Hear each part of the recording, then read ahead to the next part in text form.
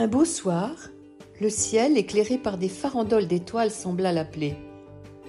Il reprit son sac de neige et se remit en marche.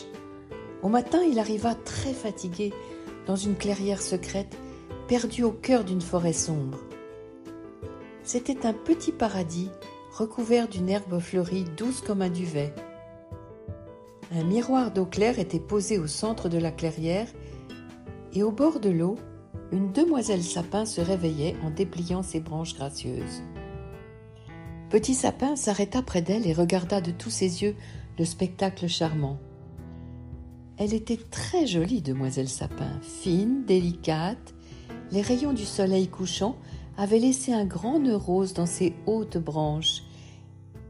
De temps en temps, cherchant son reflet dans l'eau calme, elle remettait en place quelques-unes de ses épines. Petit Sapin s'approcha un peu plus près et faisant glisser son sac de neige fraîche vers elle, lui en proposa. Elle lui sourit gentiment et le remercia en croquant quelques flocons. « C'est la première fois que je te vois, lui dit-elle.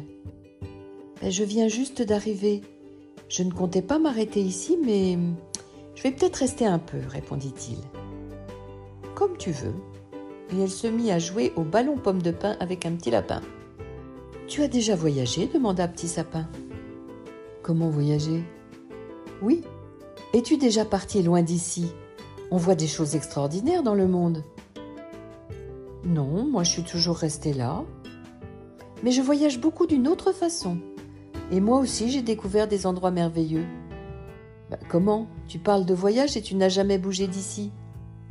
Elle le regarda en souriant et il se sentit un tout petit sapin malgré sa grande expérience des voyages. « Tu vois, lui dit-elle, dans ma tête il y a des rêves. Et dans ces rêves je mets tout ce que je veux. Et il suffit que je regarde autour de moi à travers mes rêves pour arriver dans un pays étonnant. C'est le pays de l'imagination. Je vais te montrer, regarde bien. » Elle ferma les yeux et quelques secondes plus tard, des dizaines de petits nuages de toutes les couleurs s'échappèrent de ses branches. Ils montaient très haut dans le ciel et se rejoignant, formèrent un bel arc-en-ciel. Petit Sapin était très ému. Il avait l'impression de pénétrer dans un monde magique. Un peu plus tard, elle lui dit « Si tu veux, je t'apprendrai à faire des nuages de toutes les couleurs. » Petit Sapin ne répondit pas. Il ferma les yeux et son cœur s'éleva doucement dans un petit nuage qui alla se poser sur la main de demoiselle Sapin.